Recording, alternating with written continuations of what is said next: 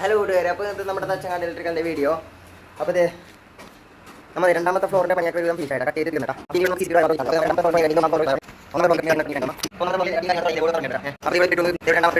അപ്പോൾ നമ്മൾ ബോർഡ് കുത്തുമ്പോൾ ശ്രദ്ധിക്കേണ്ട കാര്യം തന്നെ ഇത് കണ്ട.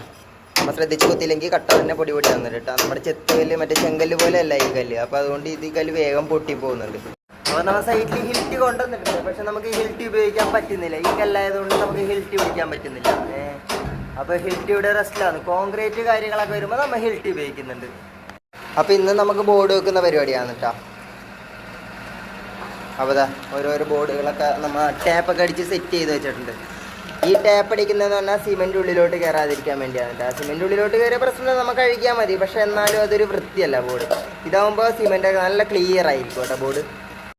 അതേപോലെ 2MD നമ്മൾ ടാപ്പൊക്കെ അടിച്ച് ക്ലിയർ ആക്കിയാണ് കേട്ടോ വെക്കുന്നത്. അപ്പോൾ 2 ദിവസം വീഡിയോ ഇടാൻ